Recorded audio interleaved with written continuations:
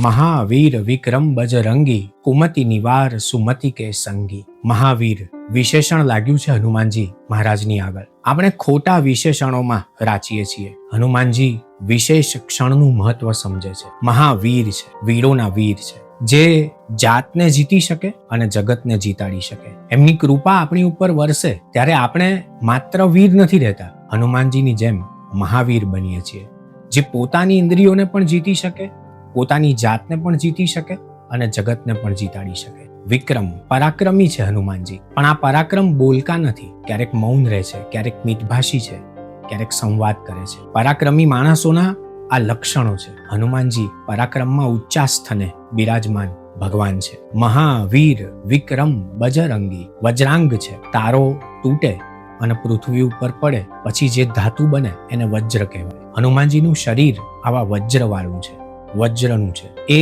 કોઈનાથી ડરે એવા નથી અને માત્ર ડરાવે જ એવા નથી. હનુમાનજીની ભક્તિ કરવાથી આપણામાં પણ શક્તિ વધે, વીરતા વધે. આપણે પણ આપણી જાતને મહાવીર તરીકે સ્થાપિત કરી શકીએ.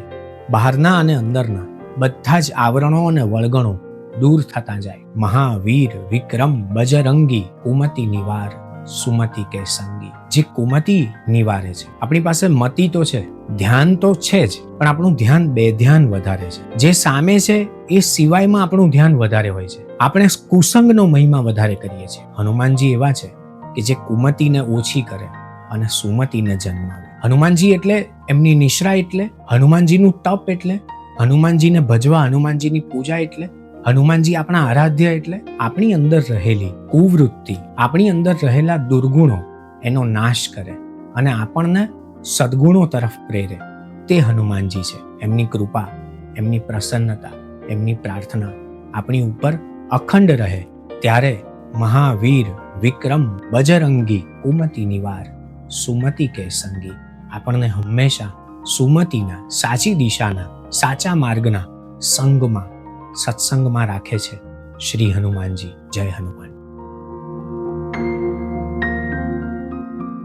ભાષાને પ્રેમ કરો છો એટલે અંકિત ત્રિવેદીને સાંભળો છો. મેં અનુભવ્યું છે કે જેમણે મને સબસ્ક્રાઇબ નથી કર્યો એવા લોકો મને વધારે સાંભળે છે. એમને વિનંતી કે આપણી ભાષા માટે આપણે બીજું કંઈ ન કરીએ તો એટલીસ્ટ સબસ્ક્રાઇબ તો કરીએ, અને સબસ્ક્રાઇબ ન કરીએ તો પણ લાઇકનું બટન તો દબાવીએ. ટેરવાઓ માત્ર આપણી આંખો સામે જ જડ બની જાય એ પહેલા એને કુંપળ ફૂટે એવી વ્યવસ્થા ધબકારાએ જ કરવાની હોય છે.